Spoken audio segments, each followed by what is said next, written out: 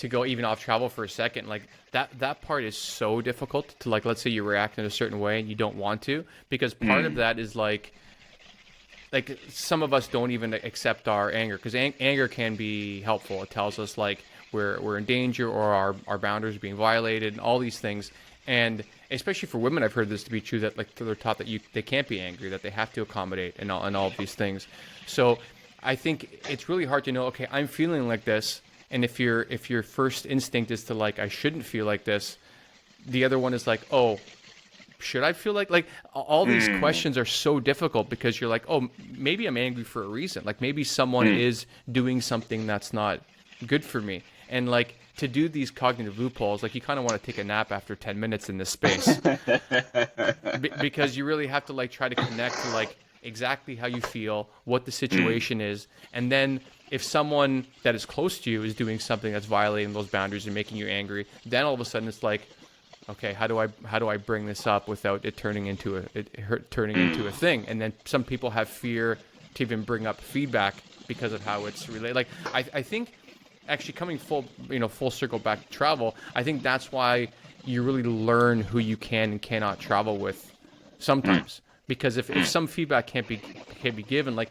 everyone's going to be, dick at some point, when you're traveling, you're doing whatever. But like, if someone can, like you and Namar, for example, you guys can blow up with each other. You're like, why the fuck do you say that? You like da da da da, and then 2 days later, you guys are totally fine again, right? Like the element of repair after these sorts of arguments, like really just goes back to interpersonal relationship and any relationship. So maybe the challenge of travel is like having relationships that are under, I guess, not constant stress, but like under like a unstable environment.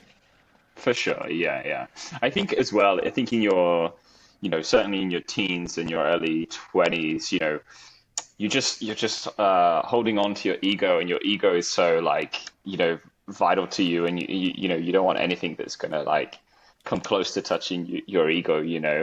And I think you start to maybe lose that a little bit, the older you get, where you're like, hold on, this person's giving me this feedback not because they want to attack my ego, and so my reaction is I have to defend my ego, and I have to, that they're wrong and my ego is right, and I'm in the right here. You start to Right. sort of be able to let go of that ego a little bit and start to take stuff on board. Yeah, it's funny because I've got a friend of mine, and we were playing paddle. So I'm really disappointed that you said you're playing more tennis rather than more paddle. And we were playing paddle, and he was just getting like super frustrated, and he was getting super annoyed. And then the person on the other side on the other team was like, "Why are you getting annoyed?" Like and like why are you being angry and stuff like that. And he was kind of like, "Just let me be angry." Like at some point, you kind of just gotta like, if someone's like, let somebody kind of work through that emotion. I don't think there's necessarily a reaction of like, all anger is bad. Universally, all anger is Right. bad. It's like, maybe just say, rather than saying that to the guy, just say like, oh, are you okay? You want to like chill for a couple of minutes? Like, yeah, I don't know, just give somebody an opportunity to be like, you're expressing something, and yeah, I'm not going to take it personally and like throw it back kind of thing. I'm just going to let you like Right. have some space to work through that anger.